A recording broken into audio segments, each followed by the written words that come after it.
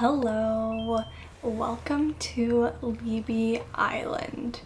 So I've had this island from the beginning of the game and it has gone through many different changes. Most recently is actually this island entrance is the more recent change. This has been the island from the start. So me resetting my island is a first. So it's gonna be an emotional ride this tour. Here is my island entrance. I was going for natural. My island was attempting to be forest core, but I didn't finish my island, so it probably could use a little more trees. But this is my island entrance and it goes straight to Nook's cranny here. I've just got some decorations outside, imagining that there's some things you can purchase on the outside of the building. And then down here I've got two stalls, only one of which I ended up finishing. This one is obviously still empty, but this one I had designed it to be a soap and candle store. All of these custom designs that you are seeing right now are not my own. I found them on Pinterest. Just down here is my DIY beach. I will be taking these with me. I'm going to drop them off at my dear friend and fellow streamer and YouTuber Lunar Ghosties Island because I need some DIYs for when I reset and I don't want to start completely empty-handed.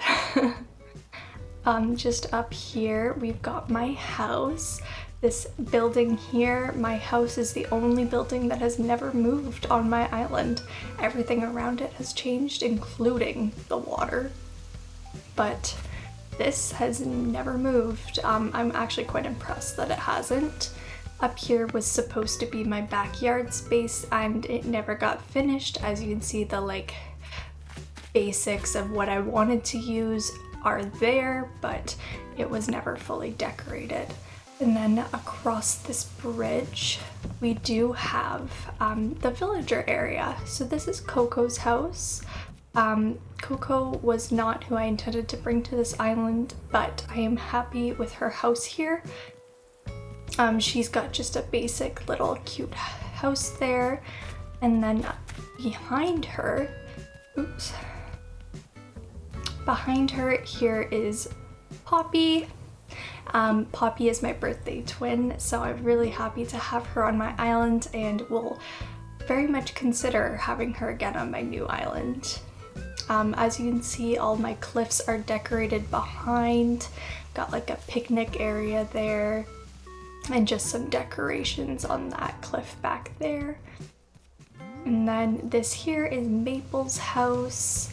I gave her a little beehive because Maple, honey, I just thought it was fitting. She's got a nice little chess set. I overall really love Maple's yard. She has her own personal waterfall. She deserves the best. And then over here, oh, look, we found Maple checking out Rex's flowers. Rex just has some snacks on his table because he's always talking about snacks. And I turned the beach into some grass with the daisy pathway, also found on Pinterest. So if you're interested in this pathing here, the grass, it's called Daisy Path and you can find it on Pinterest very easily. And so this is just Rex's house. And then over here, I have Roald's house. Roald is actually one of my starter villagers and I've never got rid of Roald, so this is it's honestly really sad. Because Roald is a sweetie. I gave him his own little dock here so he could go fishing. He's got a little seating area with some protein powder because he loves to work out. Got some sports around and all that. And that's the lower part of the villager area. And then just up here past Coco's house, we've actually got Stitch's house. So Stitch's is the newest addition to my island, literally as of today. Before the Animal Crossing Direct, I was planning on hunting for Molly and I was gonna put a nice big pond here. It was gonna be a duck pond and it was probably gonna be really cute, not gonna lie. But I had the plot empty and everything. I was just waiting on the hunt, and then the direct happened and I decided I wanted to reset my island. So I let it autofill. I was like, sure, let's be risky. I'm resetting anyways, let's do it. And I got Stitches to move in. So that was kind of a happy surprise. Stitches is never an villager I would have invited on my own, so I think it's kind of cute. Over here is Ellie's house. I never had a chance to decorate her yard. I thought she would have liked this though, so I did have that set up, but her yard was never decorated. And then this is a mess of flowers, please ignore it. Over here we've got Fauna's house. So Fauna just has a basic little yard with some flowers that have overgrown a little bit, but I think it's basic but still pretty. I hadn't quite gotten to the cliffs behind the houses here. And then there's this is my favorite decoration I've done for the villager area, is this little tiny library with the U-shaped pathway and the fencing. I thought it was very cute. And then across the way, a little coffee seating right by the river. I thought it was really adorable. And then next to Fauna, we have Pecan. Pecan's favorite colors are purple and white, so I lined it with those colors and just made it look very foresty for the little squirrel friend. Speak of the devil. Pecan, a new nickname. You know what, why not? Okay, what is it? I mean, I hate it, but since we're resetting, let's do it. Fully just wrecking this island at this point.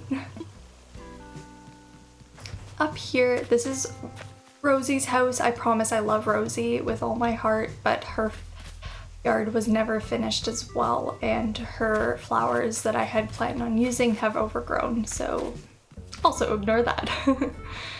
Down here we've got another more recent part of my island, actually more recent than the Nook's Cranny Island entrance, is my community garden and seasonal decorated area. So I've got a little pumpkin station and little stalls where you can buy some seasonal items, and then the community garden was supposed to be a year-round thing where the decoration changes per season. Obviously I only have it decorated for fall, but I think it turned out really, really cute and I love it. Back down here is where the island entrance was, so I'll just reorient us. So if you wanted to, you could walk across the bridge this way and just kind of walk through the natural flowing pathway. There's some seating along the way, a little gnome to welcome you. And then this leads towards the center of the island, but we're actually gonna go this way. So this heads over to the first little forested area I decorated on my island. There's a little DIY table back here, and my favorite part was actually the axe leaning up against the tree. When you tilt it down like this, it looks like it's leaning against the tree. And then this here is, since I changed my entrance, this is the oldest decoration on my island. It was one of the first things I did before I knew I wanted it to be a theme and everything. But I think it's still really cute. Probably could use some finishing touches, but I think still really well done. Down here is the beach area, true beach with loungers and everything. And then over here, there's not much going on over here. This is the second house on my island, and then a beach of flowers over here that I was planning on using for decorating. But up here is my museum area. I'm really, really happy with how it turned out. Got some decorations here on some cliffs with some fossils. Over here, just another little seating area with like a little booklet to learn about the bugs in the area. And then obviously the actual museum and like a little T-Rex as well. I thought it was a really lovely decoration in this area. And just kind of float it back this way to bring us back down to the main level, and this brings us to the center of the island. Looks like people are hanging out by the barbecue today with Leaf, and that's just absolutely adorable. So cute. This is right where we didn't cross last time, and just a little pass-through area over to the next bridge. So this bridge leads up towards my garden space. I've got one of every flower and color type. I actually am missing one flower, the black Cosmo. Just couldn't do it.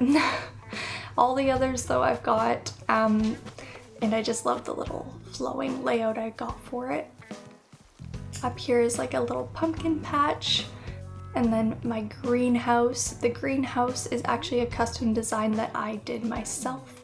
And I think it turned out really cute. I love it.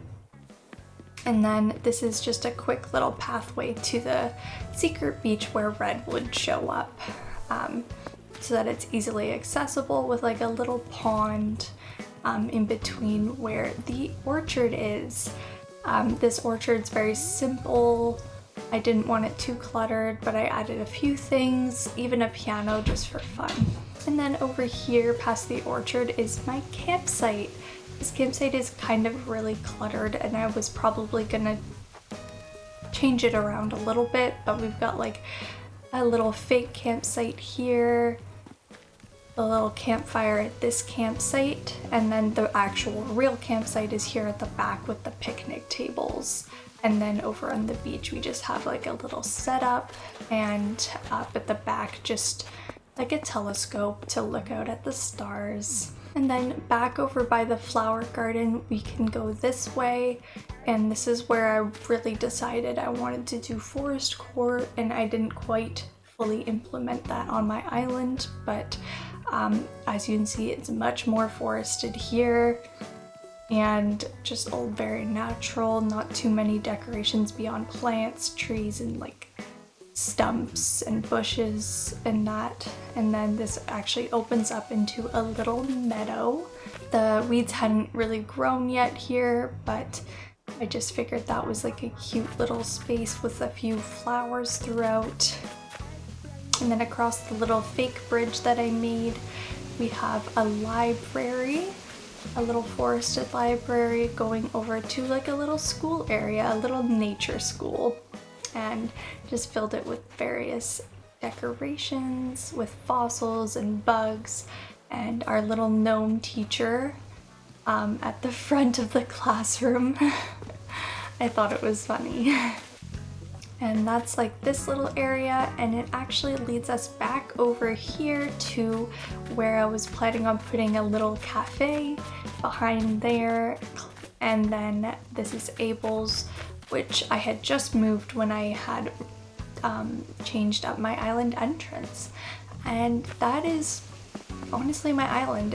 It was not finished by any means, but I'm very happy with how it was going, and I'm just ready for a fresh start, to see how things go. May regret it, who knows, but we'll see. This is my house here again, but we'll look on the inside. Okay, so I've only really decorated this room here, and I didn't quite finish it either, but I think it was like really cute, and I love this little fireplace here. I think it's just so cozy. I might bring this fireplace with me when I reset, if I'm honest. I just love it so much. I want it in real life. Behind here is where I had planned on putting my pipe to jump into, but I ended up moving it for some other reason that I forgot to put it back. But this is really the only room I had decorated in my house because I took everything down when I was kind of rejudging my island. But yeah, So that is my island tour. I feel like it was shorter than I expected it to be, if I'm honest, but yeah, I'm really happy with how my island turned out, and I'm pretty satisfied with being able to let it go and move on to the next thing and feel like I have space to add all these new ideas like fields for crops. I didn't have space on this, and so, you know, fresh start, why not? Let's go. If you are interested in seeing me reset my island, I am resetting it Wednesday, October 20th, live on stream.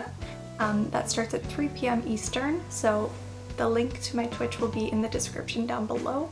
So make sure to check that out if you can, want to, etc. But yeah, I hope that this video came to you before that time, but if not, you can join me any other day I'm streaming Animal Crossing to see my new island, how it's going, and all the updates for that. But this is a farewell to Leebee Island and a move on to the next chapter with preparing for the new update and the new DLC. So let me know what you guys think about my island here. If you think I'll regret my decision. And let me know if you guys are excited about the update and DLC coming out on November 5th. But that is all, and I will see you in the next one, so bye!